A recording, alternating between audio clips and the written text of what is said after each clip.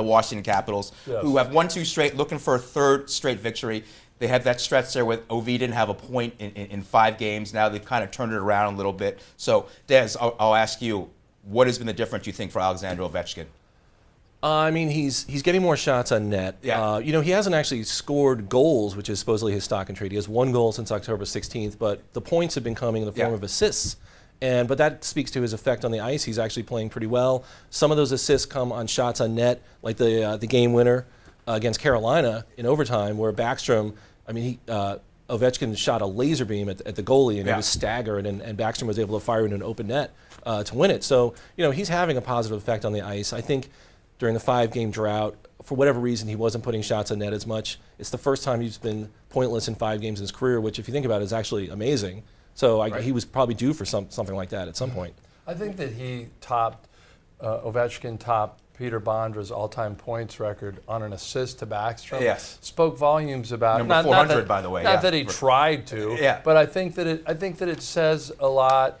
I think that it says a lot about the evolution of this guy, and also I just think sometimes we fall asleep on him. We're looking at the greatest player in the history of this franchise. Sure. We're looking at one of the most dynamic players in the history of the National Hockey League. Yeah. And now I think it just comes down to, we can discuss regular season all we want. It comes down to whether he can get to that next level. So, Dan, is it as simple for the Caps as they go how Ovi goes? No. No. Okay. I mean. Yeah, and I think that we talk.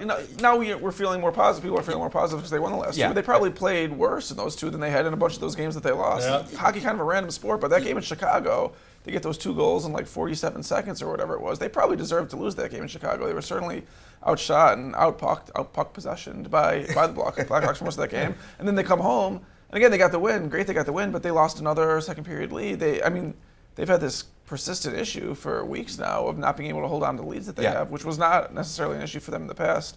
But no, I think there's far more going on with this team than just Ovechkin. And then one of the questions is going to be who Ovechkin's playing with on that first line. They've had Jay Beagle in there yesterday in practice. Jay Beagle, not the prototypical first line right wing exactly, so we'll see if they actually go with that. Here's the stat that I was interested in. Yeah. They're 17th. They're 17th in shots.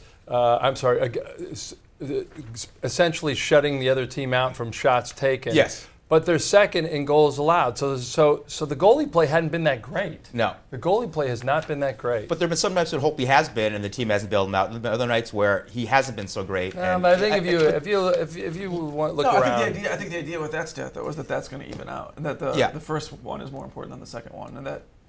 Because they're denying shots, that's going to work. They're putting a little more of a force field in front of the goal. The Caps, well, you mentioned this earlier, Dan, that they've rallied from a 2-goal deficit and they've blown 2 2-goal leads. So yeah, this is a very Jekyll and Hyde kind of team. But I think, Mike, you're right. It's all about what happens in the postseason.